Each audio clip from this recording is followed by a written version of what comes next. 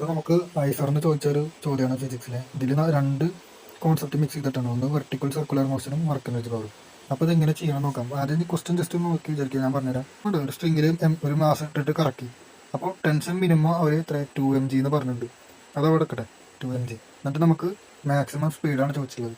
അപ്പോൾ ആദ്യം എന്താണ് ഈ സംഭവം എന്ന് പറഞ്ഞു കഴിഞ്ഞാൽ, ഒരു കല്ല് ഒരു വള്ളിയിൽ കെട്ടി കറക്കുമ്പോൾ ഒരു സെൻട്രിപെറ്റൽ ഫോഴ്സ് ഉണ്ടാവും. എല്ലാ കറങ്ങണതിനും സെൻട്രിപെറ്റൽ ഫോഴ്സ് ഉണ്ടാവും. അപ്പോൾ നമ്മൾ ഈ ഇപ്പോൾ താഴത്തെ പോയിന്റ് 1 വിളിക്കാം, മേലെ 2 എന്ന് വിളിക്കാം. ഇപ്പോൾ നോക്കുക, താഴെ ഈ പോയിന്റിൽ ഈ കല്ലാകുമ്പോൾ താഴേക്ക് mg ഉണ്ടാവും. അപ്പോൾ ഈ ടെൻഷൻ എന്ന് പറഞ്ഞ ഒരു പുള്ളിങ് ഫോഴ്സ് ആണ്. ഇത് ഓൾവേസ് എവേ ഫ്രം ദി ബോഡിയാണ്. ഉന്താൻ പറ്റില്ല, വലിക്കാനേ പറ്റുള്ളൂ. അപ്പോൾ ഈ tension away from the body. ഇതാണ് നമ്മുടെ ബോഡി. ഇതിൻ്റെ എവേ പറഞ്ഞു കഴിഞ്ഞാൽ സ്ട്രിങ്ങിൻ്റെ ലോങ് ആയിട്ട്. അപ്പോൾ അവിടെയാണ് ടെൻഷൻ.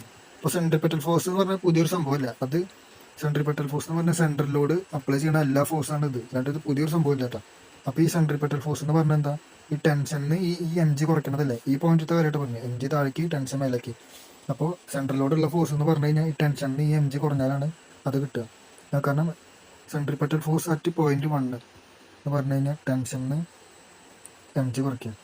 അപ്പോൾ ഈ ടെൻഷനായിട്ട് ഒരു ഇക്വേഷൻ ഉണ്ടാക്കുമ്പോൾ ടെൻഷൻ എന്ന് പറഞ്ഞു കഴിഞ്ഞാൽ സെൻട്രിപെറ്റലിൻ്റെ കൂടെ ഇതങ്ങോട്ട് പോയി കഴിഞ്ഞാൽ mg ഉണ്ടോ. Tension centripetal force plus mg ഉണ്ട്, പ്ലസ് ആണ്. അപ്പോൾ ഇതേ സംഭവം നമ്മൾ പോയിന്റ് 2 ഉണ്ടാക്കുകയാണെങ്കിൽ ടെൻഷൻ താഴേക്ക് mg ഉണ്ടാവും, അതുപോലെ തന്നെ ടെൻഷനും താഴേക്ക് ഉണ്ടാവും.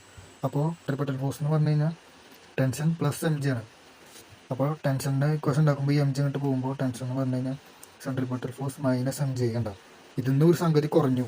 കാരണം എപ്പോഴും കുറവ് വരിക, ടെൻഷൻ കുറവ് വരിക മേലെയാണ്. ഇവിടെയാണ് എപ്പോഴും കുറവ് വരിക. അതാണ് നമ്മുടെ ഇവിടെ ക്വസ്റ്റൻ അല്ല, ഇവിടെ വന്നിട്ട് value of tension testing minimum value എന്നാൽ മേലത്തെ ടെൻഷനാണ് അവർ തന്നത്.